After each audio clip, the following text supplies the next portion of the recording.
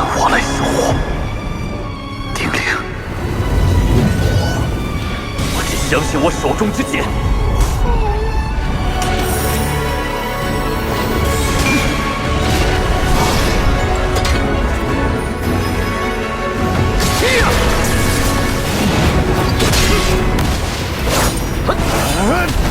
好厉害！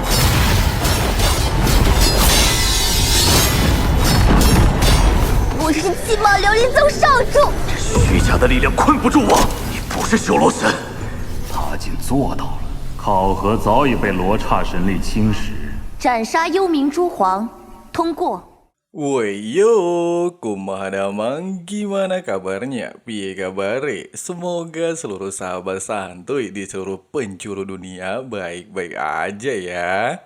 Nah, sesuai dengan permintaan kalian, Mimin bakalan coba bahas alur cerita movie Dolo Pedang Genshin. Dimana cerita ini berlatar sekitar 20 tahun sebelum terjadinya perang benua. Ya intinya itu kisah masa lalu Dolo Genshin ya guys ya. Oke lah, nggak usah lama-lama lagi di awal video.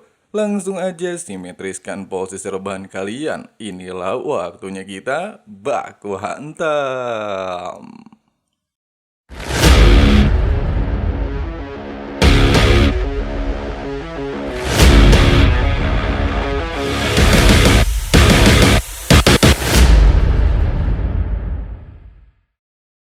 Di awal cerita, Dewa Asura terlihat melakukan pertemuan dengan Dewa Tangsan. Tujuannya untuk menitipkan alam dewa kepadanya. Dia juga berharap Tangsan bisa bekerja sama dengan Raja Dewa lainnya mengelola alam dewa. Pasalnya, dia ingin meninggalkan alam dewa demi melihat benua yang dia lindungi. Di saat Tangsan merasa heran, kenapa Dewa Asura sangat mempercayainya, Dewa Asura sendiri menegaskan kalau Tangsan rela mengorbankan segalanya demi hal yang dia cintai. Hal itu sangat mirip dengan salah satu orang yang pernah ingin mewarisi posisinya. 也如你一般。 Singkat cerita, kita dibawa ke 20 tahun sebelum Perang Benua, di mana ada sebuah sekte melakukan ritual penyerapan jiwa manusia fana demi meningkatkan kultivasi secara singkat. Dan di momen inilah, pedang Dolo Genshin pertama kali menunjukkan diri saat mengikuti ujian Dewa Asura. 来日轮宗调查。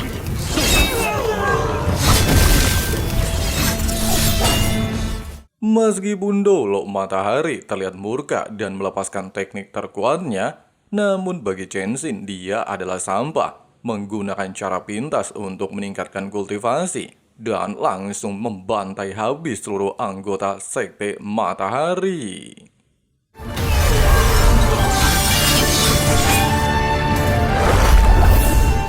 Bersamaan dengan kejadian barusan, Genshin dinyatakan lolos ujian ke-6. Sedangkan ujian ke-7 mengharuskannya membunuh Kaisar Laba-Laba Kegelapan dalam waktu 1 tahun, sehingga bisa membuatnya menuju puncak kekuatan.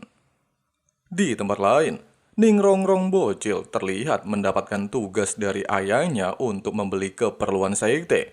Namun bukan melakukan tugasnya, dia justru membeli banyak mainan. Menurut percakapan antara Gurong dan Ningfengzi, Sekte Pagoda saat ini sedang melakukan perjalanan menuju Aula Wuhun demi mengadakan acara pertemuan tentang kompetisi elit, serta pastilah akan ada maksud lain. Sehingga jika Sekte Pagoda tidak hadir, hal itu bisa membuat Aula Wuhun dengan mudah merekrut sekte besar lainnya. Meskipun Gurong khawatir perjalanan kali ini tidaklah akan mudah, namun sebagai salah satu dari 3 sekte besar di benua, Fengzi menegaskan tidak takut kepada aliansi manapun. Terlebih lagi dalam perjalanan, mereka akan melewati tempat pengasingan Dolo Genshin. Di saat Ningrongrong penasaran dengan Genshin, Gurong mengatakan dia adalah tetua pertama Sekte Pagoda. Namun setelah sebuah kejadian, Genshin telah meninggalkan sekte selama 10 tahun demi mengejar jalan dewa, sehingga mereka tidak bisa memastikan apakah Rongrong bisa bertemu dengan kakek pedang. Tepat ketika lagi asyik ngobrol, petasan yang dibelinding Rongrong tiba-tiba saja meledak dan menciptakan kembang api luar biasa indah. Namun sayangnya di tengah-tengah hal itu, kelompok Aula Wuhun yang dipimpin oleh Dolo Bade Xuanfang melakukan penyerangan. 楚元真身，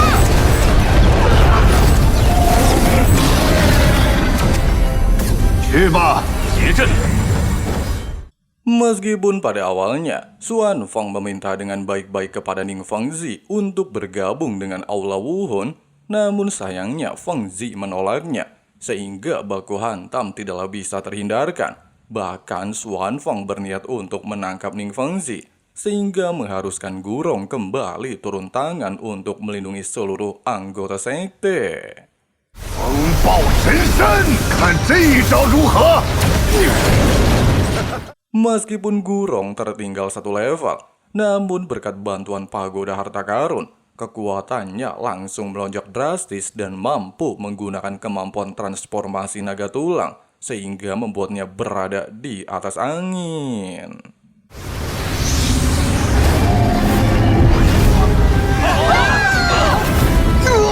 Sayangnya, di tengah-tengah pertarungan ketika Gurong ingin membantai Dolo Xuanfang, sosok misterius tiba-tiba saja melepaskan serangan, sehingga membuatnya mengalami cedera cukup serius.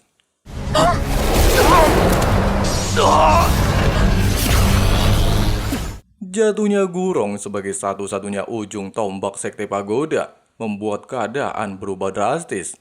Meskipun Xuanfang tidak mengetahui siapa sosok yang membantunya secara diam-diam, namun hal itu jelas menjadi keuntungan, sehingga dia bisa memaksa Ning Fengzi untuk menyerah. Keadaan seperti ini membuat Ning Fengzi tidak lagi memiliki pilihan selain menyerahkan diri, sehingga Gurong bisa membawa putrinya meninggalkan tempat ini membawa giok ketua sekte Pagoda. 我必会救你！我说快！ Meskipun rencana Fengzi memberikan waktu kepada Gurong sempat berhasil, namun sayangnya, dikarenakan Gurong terluka sangat parah, dia tidaklah bisa melarikan diri terlalu jauh dan berhasil ditekan oleh anggota Aula Wuhun, sehingga membuat Rongrong berada dalam genggaman Aula Wuhun, dan tiba-tiba...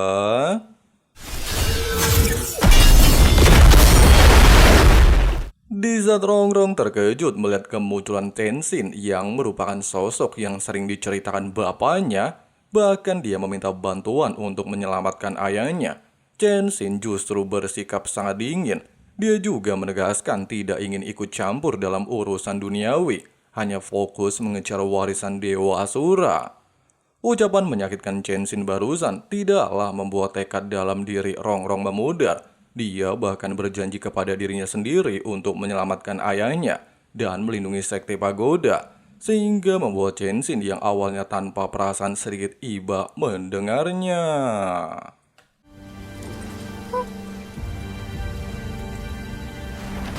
Rongrong会保护爸爸。 Singkatnya, setelah memastikan Rongrong dan Gurong berada di lokasi aman, Tenzin lantas memutuskan melanjutkan ujian ketujuh membunuh Kaisar Laba-Laba Pembalasan. Sementara Rongrong dengan sangat penasaran mencoba mengikuti kemana perginya kakek pedang.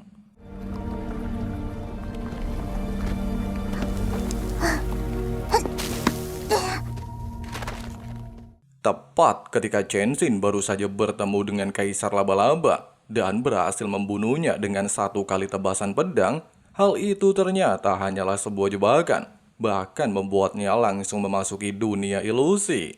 Selain membuat Tenzin seperti seseorang terkena hipnotis, dia juga kembali mulai mengingat kisah masa lalunya, membuatnya benar-benar kesulitan harus berjibaku di dalam dunia ilusi untuk mempertahankan kesadarannya.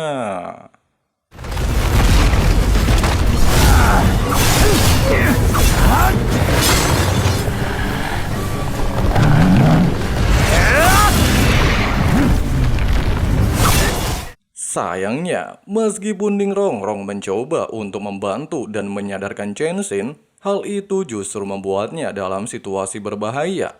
Sampai akhirnya ketika Chenshin tanpa sengaja melihat giok ketua sekte pagoda, hal itu mengingatkan Chenshin kepada sosok wanita, serta membuatnya tersadar dari belenggu ilusi dewa raksasa. 我是鸡毛琉璃宗少主。虚假的力量困不住我，你不是修罗神。他竟做到了。考核早已被罗刹神力侵蚀。 斩杀幽冥诸皇，通过。 Beberapa saat kemudian, ketika Chenshin kebingungan dengan sosok wanita di dalam ingatannya, Rongrong sempat kembali meminta bantuannya untuk menyelamatkan ayahnya. Namun di saat Chenshin menolaknya dan harus menyelesaikan 2 ujian lagi, ujian ke-8 justru mengharuskannya membentuk pedang Ashura dan melindungi Rongrong sebagai pendamping ujian. Di saat Chenshin tidak lagi bisa berbuat apapun dan terpaksa harus menuruti kemauan Rongrong menyelamatkan ayahnya sambil membentuk pedang Ashura, Gurong terlihat sudah sadarkan diri dan memulihkan kondisinya. Dengan kembalinya Chenshin, Gurong lantas memutuskan berpisah menjadi 2 kelompok. Dia akan pergi mengumpulkan informasi, sementara Chenshin menjaga Rongrong. Kemudian mereka harus bertemu di kota Wuhun.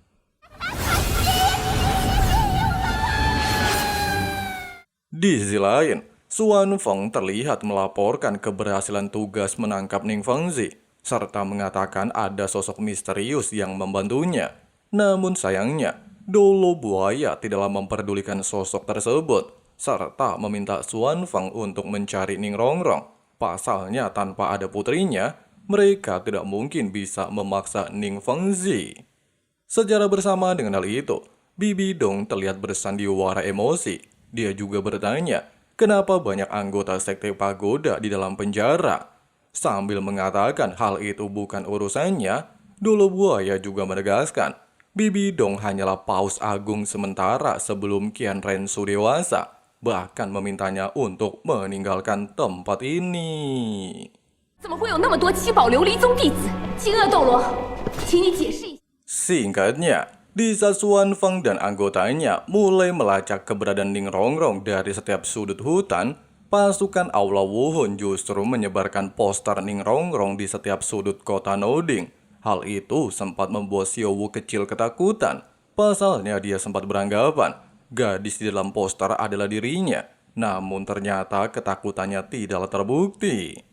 Sementara itu sambil beristirahat, Rongrong sempat bertanya, apa alasan kakek pedang ingin menjadi kuat, sehingga kembali membuat Chenshin teringat dengan seorang wanita yang juga pernah bertanya tentang hal itu, membuatnya menjadi bingung. Apakah sosok wanita tersebut adalah masa lalu penting yang telah dia lupakan? Sambil memikirkan hal itu, serta belum menemukan jawabannya, Chenshin pada akhirnya mulai membentuk pedang Ashura sebagai syarat pertama ujian ke-8-nya. Bahkan hal seperti ini terus-menerus Chenshin lakukan sambil menjaga Ning Rongrong.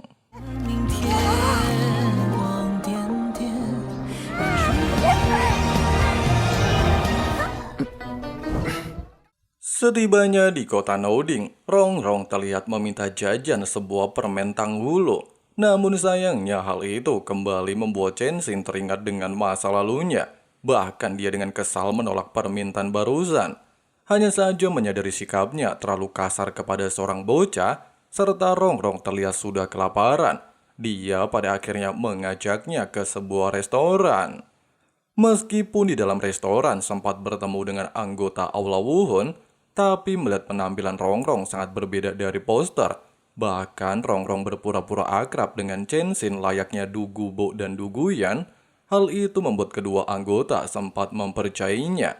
Tapi ternyata rombongan Xuan Feng juga tiba di tempat ini. Menyadari gadis di dekatnya menjadi target Aula Wuhun, Dugubo sempat mencoba untuk nimbrung dan memberikan rasa takut. Namun dikarenakan usahanya tidak berhasil dan tidak ingin cucunya terlibat, Dugubo pada akhirnya pergi meninggalkan tempat ini. Sementara Duguyan secara diam-diam memberikan Rongrong pil asap racun. Tepat ketika Chenshin juga berniat meninggalkan tempat ini, Xuan Feng dan rombongan menghadangnya. sehingga membuat Chen Xin naik darah dan langsung menghabisi mereka. 杀神领域就是你要的答案。 Menyadari sosok di hadapannya ternyata adalah Dolo Pedang Chen Xin. Suan Beng yang juga memiliki roh pelindung pedang terlihat sangat tertarik untuk menantangnya berduel, serta merebut gelar Dolo Pedang, bahkan melepaskan teknik merubah segalanya menjadi pedang. Meskipun teknik tersebut luar biasa, tapi jelas bukanlah tandingan Chen Xin. Dia bahkan mampu mengendalikan ribuan pedang ciptaan Suan Beng untuk digunakan melakukan serangan balik. Bahkan meski level mereka sama-sama 96, namun Chen Xin merupakan pendekar pedang sejati terkuat di benua ini.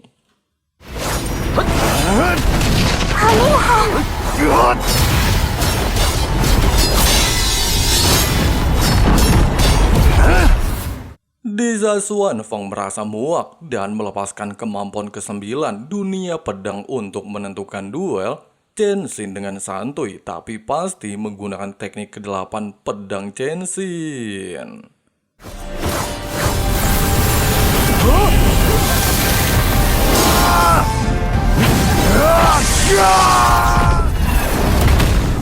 Di saat Ning Rongrong merasa senang kakeknya berhasil mengalahkan bapak-bapak muka berak, sosok misterius yang sebelumnya menyerang Gurong tiba-tiba saja melepaskan serangan.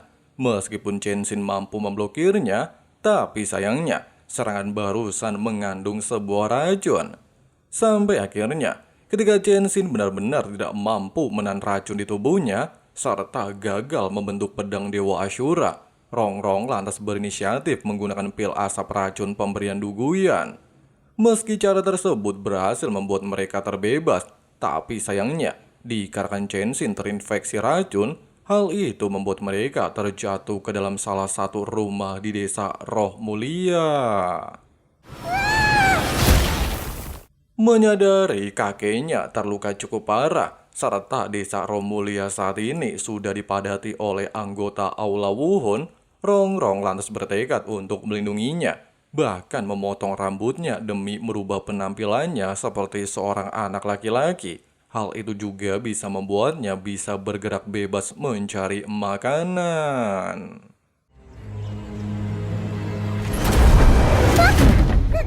Nah, ternyata tempat yang didatangi Rongrong merupakan rumah Tangsan Bocil, di mana Ning Rongrong langsung menjelaskan tujuannya ingin mengambil makanan, sehingga membuat Tangsan merasa iba dan memberikannya beberapa makanan untuknya dan kakeknya. Bahkan melihat Ning Rongrong menangis, Tangsan juga memberikan Tang Hulu untuk menghiburnya. Sementara itu, ketika Chen Xin baru saja terbangun setelah bermimpi tentang sosok wanita misterius, Ning Rongrong telah tiba di tempat ini membawa makanan pemberian Tangsan. Tepat ketika Ning Rongrong menunjukkan Tang Hulu di hadapan Chen Xin, hal itu seketika membuat Chen Xin mengingat masa lalunya dengan sosok wanita misterius, di mana wanita tersebut merupakan kakak Ning Fengzi bernama Ning Dingling. Dia juga merupakan ketua sekte pagoda sebelum Ning Fengzi. Sayangnya, dalam sebuah perjalanan, rombongan mereka disergap hingga membuat Ning Dingling koit. Sejak saat itulah, Chen Xin memutuskan meningkatkan kekuatannya karena merasa lemah tidak bisa melindungi bininya. Ingatan barusan langsung menyadarkan Chen Xin tentang tujuannya menjadi kuat, sehingga dia mulai menyesali tindakan dinginnya kepada Rongrong. Selain memberikan sebuah hadiah sebagai cincin roh pertamanya, Chen Xin juga membantu Ning Rongrong membangkitkan roh pelindungnya. 你们宗门的象征，七宝琉璃塔，这是最强辅助系武魂。 Keesokan harinya, ketika Ning Rongrong kembali ingin mencari makanan, penyamarannya tanpa terduga diketahui dan membuatnya berhasil ditahan oleh pasukan Aula Wuhun. Namun untungnya di momen krusial seperti ini, Chen Xin telah pulih dari cedera dan tiba di tempat ini untuk menyelamatkan ketua sekte muda. Tidak sampai di sini, Tang Hao pada akhirnya juga menunjukkan diri. Meskipun Chen Xin dan Tang Hao awalnya sama-sama menghina satu sama lain karena menindas anak kecil, Tapi ketika Chen Xin mengatakan kalau anak kecil di masa depan akan menjadi tulang punggung benua, hal itu seketika mengingatkan Tang Hao dengan Tang San, serta kesalahannya selama ini terhadap anaknya. Dengan adanya fakta tersebut, Tang Hao tiba-tiba saja melepaskan 9 cincin roh dan palu hotiannya. Dia bahkan berniat melawan sosok misterius yang selama ini hanya bersembunyi dan menyerang secara diam-diam. Dikarenakan sosok misterius tidak menunjukkan roh pelindung dan benar-benar menyembunyikan identitasnya, Tang Hao telah dengan sangat mudah menjatuhkan sosok tersebut dengan teknik meledakkan cincin roh.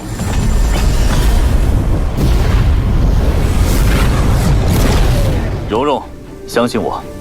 剑爷，我来迟了。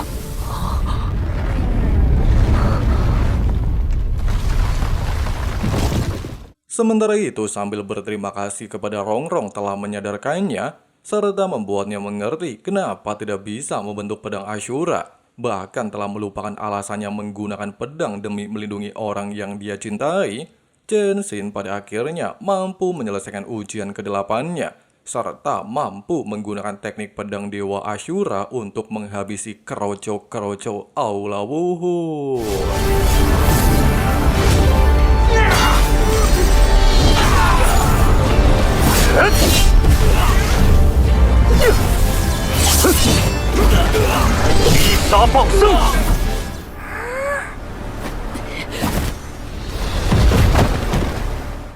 Di sisi lain, meski Dolo Buaya meminta Qian Doliu untuk turun tangan, namun dia menegaskan tidak ingin ikut campur urusan dunia kecuali Aula Wuhun di ambang kehancuran. Bersamaan dengan hal itu, Bibi Dong telah memasuki tempat ini dan berpura-pura mengecam tindakan Dolo Buaya bertindak kejam terhadap Sekte Pagoda. Dia juga beranggapan Aula Wuhun pastilah akan hancur atas tindakannya. Tidak memperdulikan ucapan barusan, Dolo Buaya lantas meminta para penjaga untuk membawa Bibi Dong ke penjara bawah tanah. Dia juga beranggapan Bibi Dong pastilah memiliki niat tersembunyi.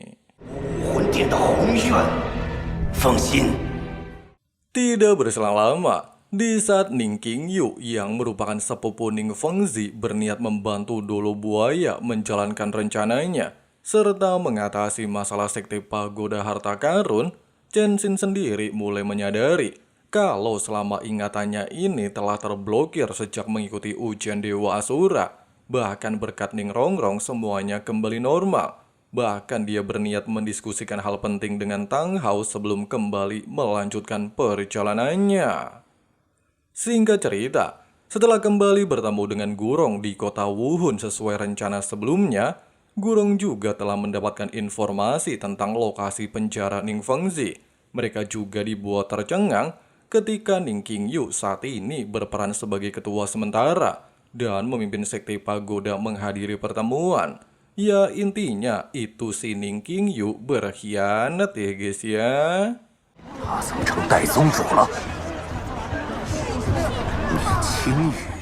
Beberapa saat kemudian, setibanya di dalam aula, para anggota utama Sekte Pagoda telah heran kenapa mereka tidak menemui ketua sekte jika memang beliau berada di tempat ini.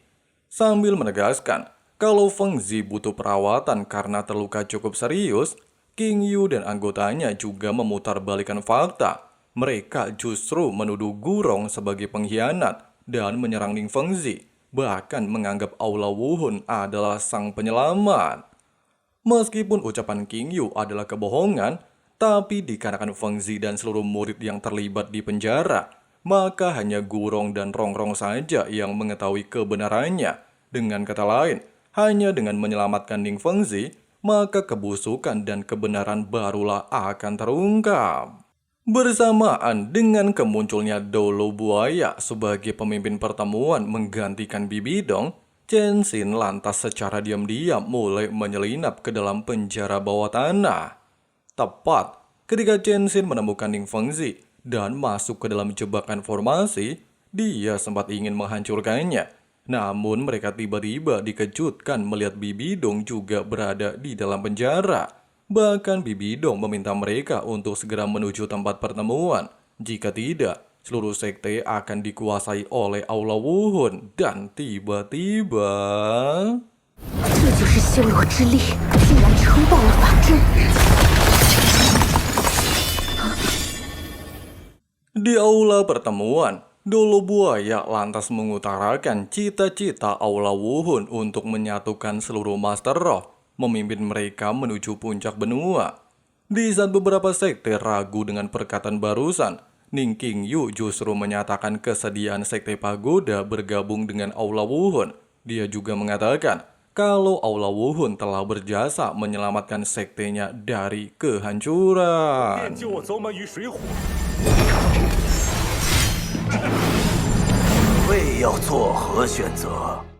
Di bawah dukungan sekte pendukung nomor 1 di dunia, serta para tetua Aula Wuhun notabene memiliki level di atas 90, beberapa sekte kecil pada akhirnya bersedia untuk tunduk dan bergabung dengan Aula Wuhun daripada dimusnahkan. Sementara sekte besar tetaplah menolak dan bahkan bersedia bertarung sampai mati. Di tengah-tengah kondisi seperti ini, Ning Rongrong pada akhirnya tidak bisa menahan diri dan turun tangan untuk membuka suara tentang penipuan yang telah dilakukan Ning Qingyu. Meski ucapan barusan adalah kebenaran, namun Qingyu beranggapan Rongrong hanyalah seorang bocah. Dia juga pastilah telah dihasut oleh Gurong untuk melakukan pembangkangan. Tapi tiba-tiba...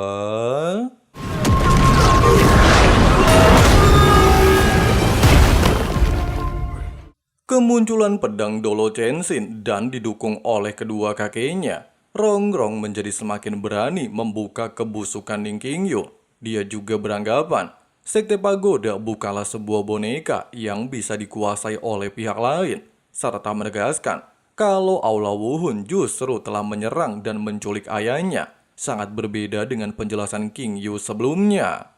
Tepat ketika Ning Fengzi juga akhirnya menunjukkan diri dan membuat pernyataan Rongrong valid no tipu-tipu, Gurong dengan gila langsung mencabut nyawa Ning Qingyu.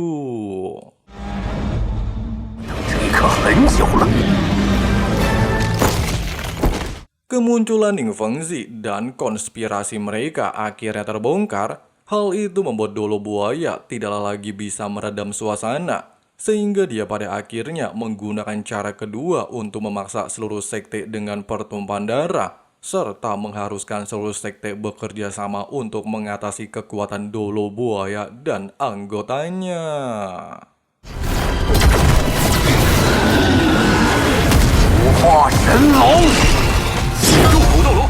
Di saat kerusuhan benar-benar memuncak, Chenshin pada akhirnya memaksa Dolo Buaya untuk melakukan duel. Meskipun dia sempat terkejut kalau teknik pedang Chenshin sangat berbeda, serta Chenshin sendiri menyombongkan diri akan membunuhnya. Namun dengan kekuatan di level 97 alias satu level di atas Chenshin, Dolo Buaya terlihat tetaplah menyombongkan diri. Ucapan Dolo Buaya bukanlah hanya bualan, pasalnya dia benar-benar mampu menekan Chenshin dengan bentuk asli buaya emasnya.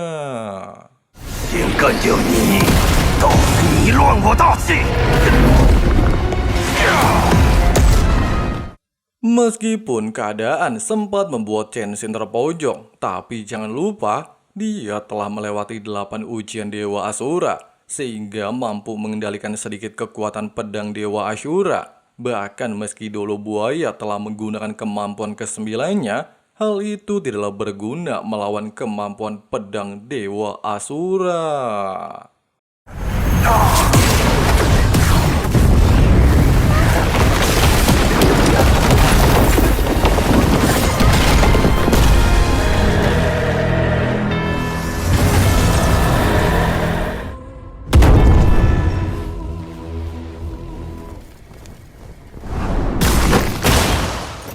Sesuai dengan janji sebelumnya, Qiando Liu pada akhirnya menunjukkan diri ketika melihat Aula Wuhun di ambang kehancuran. Dia juga melepaskan teknik pembantaian malaikat untuk menghabisi para pemberontak.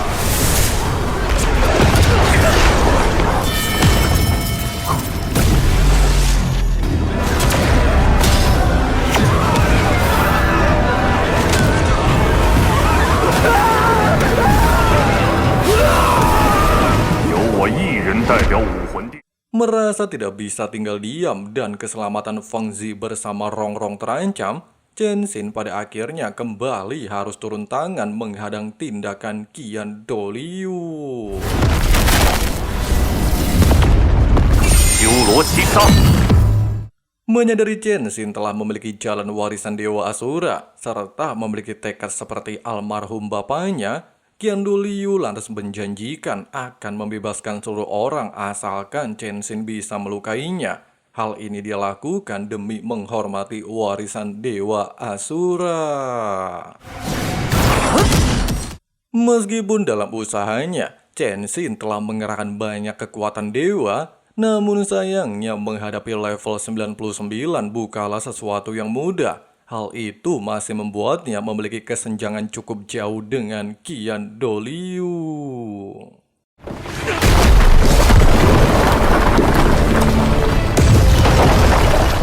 Tepat di saat Qian Doliu menggunakan kemampuan ke-9 yang disebut Nafas Malaikat, serta kembali membantai satu persatu anggota sekte besar, Chen Xin sempat mendapatkan wangsit dari Dewa Asura untuk benar-benar mewarisi posisi dewa. Namun dengan syarat harus menghilangkan ingatan dan seluruh hasratnya.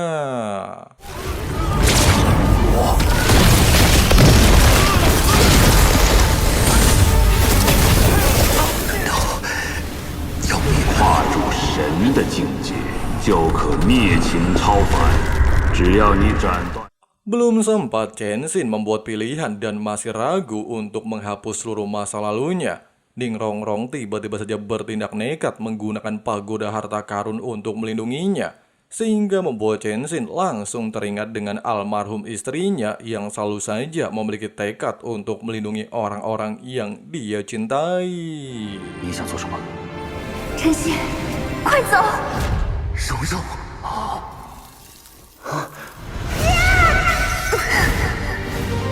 守护你。 Bersamaan dengan ingatan barusan, Chen Xin tiba-tiba saja mendapatkan kekuatan luar biasa menakutkan. Dia juga menegaskan akan menjadi orang yang akan melindungi orang-orang yang dia cintai. 换我来守护，丁玲，我只相信我手中之剑。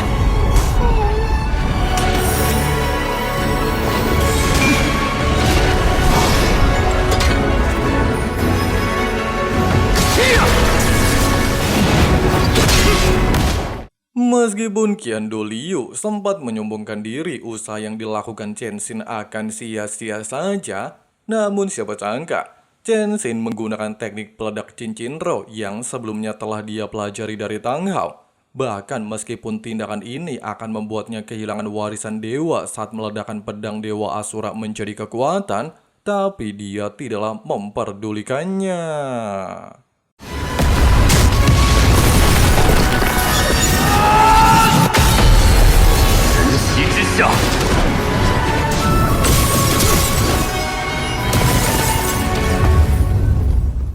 Setelah berhasil memenangkan duel melawan Qian Doliu, Rongrong sempat kecewa kakek pedang telah kehilangan warisan dewa.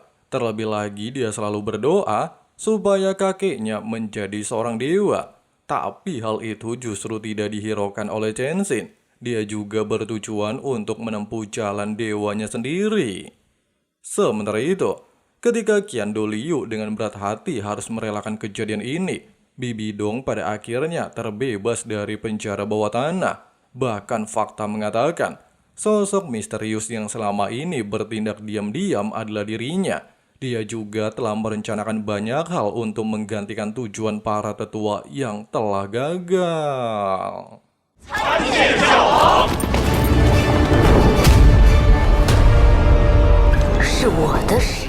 Singkat cerita, setelah konflik panjang yang terjadi pertama kali di benua Dolo, kita dibawa ke dalam kisah masa depan yang telah dibahas dalam Solen Season 1, di mana Dewa Asura pada akhirnya mendapatkan pewaris baru alias Tang Chen, sedangkan Tang Hao juga pada akhirnya membiarkan Tang San untuk berlatih di kota Noding, sampai akhirnya Tang San berhasil membawa seluruh anggotanya menuju jalan dewa.